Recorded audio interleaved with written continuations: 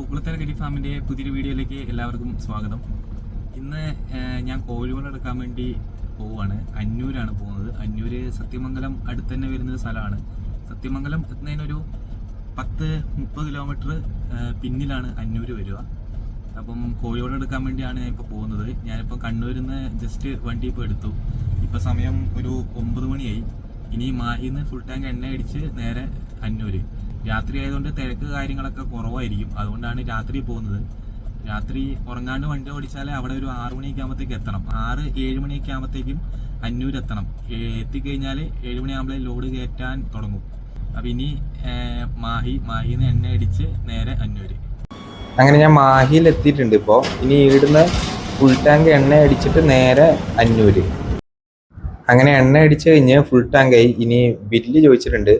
അത് അവിടെ നെക്കിക്കൊണ്ടിരിക്കുന്നുണ്ട്. അത് കിട്ടിക്കഴിഞ്ഞ് പൈസ കൊടുത്ത് ഇവിടുന്ന് പോവാ. ബില്ല് അങ്ങനെ കിട്ടിയിട്ടുണ്ട്. അങ്ങനെ നമ്മൾ ഇവിടുന്ന് ഇപ്പോൾ 13,500 രൂപയ്ക്കാണ് ഡീസൽ അടിച്ചിരിക്കുന്നത്. അപ്പോൾ പൈസ എല്ലാം കൊടുത്തു. ഇനി നേരെ അന്നൂര്. ഇപ്പോൾ സമയം വെളുപ്പിന് 3 മണിയായി. ഇപ്പം ഞാൻ പാലക്കാട് ബൈപ്പാസിലാണ് ഉള്ളത്. നമ്മൾ കോയമ്പത്തൂർ സൈഡിലേക്ക് പോകുമ്പം ഇതാണ് കേരളത്തിലെ അവസാനത്തെ ടോള്. ഇത് കഴിഞ്ഞ് കുറച്ച് കിലോമീറ്റർ കഴിഞ്ഞാൽ വാളയാറായി. വാളയാർ കഴിഞ്ഞ് കഴിഞ്ഞാൽ പിന്നെ തമിഴ്നാടും. ഞാനങ്ങനെ അന്നൂര് ഇപ്പോൾ എത്തി. ഇപ്പോൾ സമയം ഒരു 7 മണിയായി. നമ്മളിവിടെ പറഞ്ഞ് ഏൽപ്പിച്ച ഒരാളുണ്ട് ഏജൻ്റായിട്ട്. അപ്പോൾ പുള്ളി ഇനി വരണം ഇങ്ങോട്ടേക്ക്, നമ്മുടെ വണ്ടി ഇരിക്കുന്ന സ്ഥലത്തേക്ക് വരാമെന്ന് പറഞ്ഞിട്ടുണ്ട്. നമ്മൾ സാധനം കയറ്റാൻ വേണ്ടി സ്ഥലത്തേക്ക് പോകും. അയാൾക്കാണ് അറിയുന്നത് സ്ഥലമൊക്കെ എവിടെയാണെന്ന് നമുക്കറിയില്ല. എങ്ങോട്ടേക്ക് വരാൻ പറഞ്ഞാൽ നമുക്കറിയില്ല.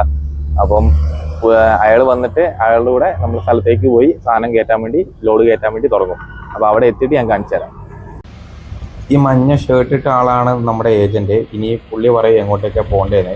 ഇയാൾ ഈ പറയുന്നുണ്ടെങ്കിൽ കുറച്ച് ചാക്ക് കാര്യങ്ങളൊക്കെ എടുക്കണമെന്ന് പറയുന്നുണ്ടായിരുന്നു ഈ വളം കയറ്റുന്നതിന് മുന്നേ.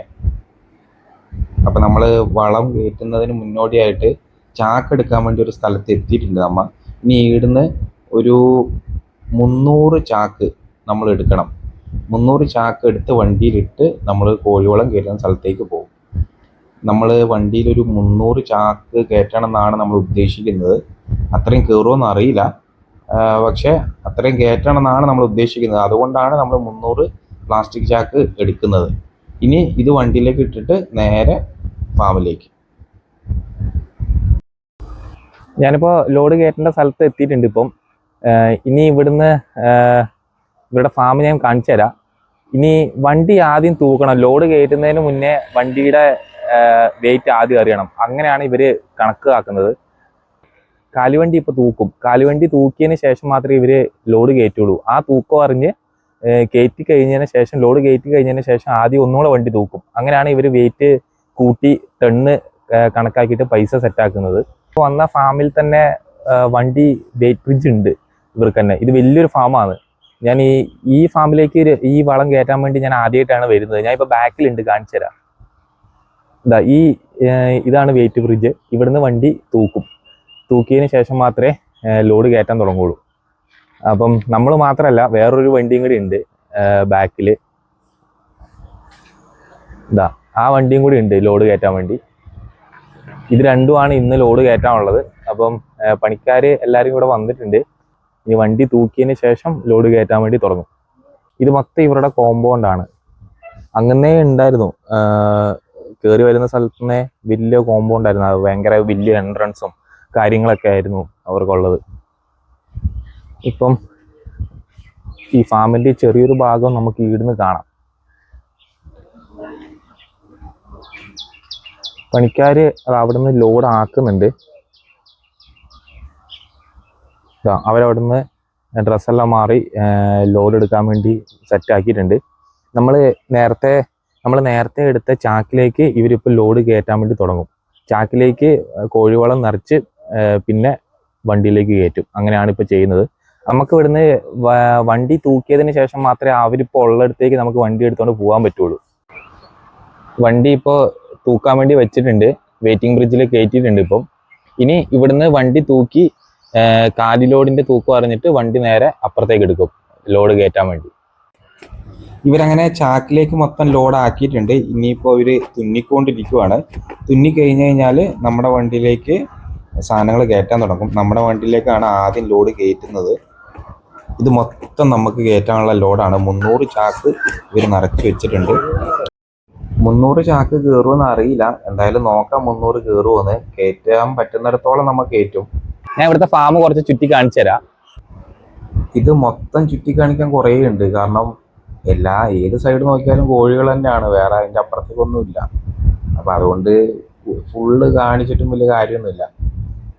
ഇത് 1 2 3 4 സ്ഥലം ഇങ്ങനെ ഉണ്ടെന്ന് എനിക്ക് തോന്നുന്നു. ഇങ്ങനെ അതിൽ മൊത്തം കോഴികൾ തന്നെയാണ്. നമ്മൾ ഈ മുട്ടക്കോഴിയുടെ വളമാണ് നമ്മളിപ്പോൾ എടുക്കുന്നത്, ചാക്കിലേക്ക് ആക്കി എടുക്കുന്നത്. കാരണം നമുക്ക് വളം ഉണ്ടാക്കാൻ മുട്ടക്കോഴിയുടെ വളം തന്നെ വേണം. നമ്മളപ്പോൾ കയറ്റി കയ്യാറായി, ഇത്രത്തോളമായി.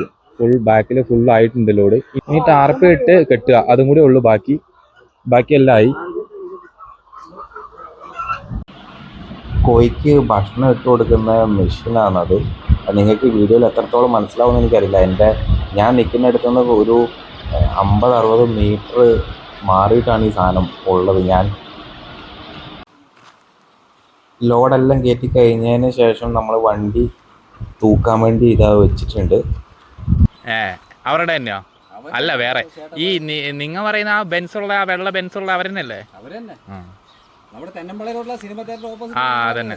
അവിടെ തന്നെ 2 ഉണ്ട്. അതുപോ വേറെ ഇവിടുന്ന് അങ്ങനെ സാധനം എല്ലാം കയറ്റി ടാർപ്പ് ഇട്ട് കെട്ടി എല്ലാം സെറ്റാക്കി തന്നിട്ടുണ്ട് ഇവര്. ഇനി നേരെ നാട്ടിലേക്ക്.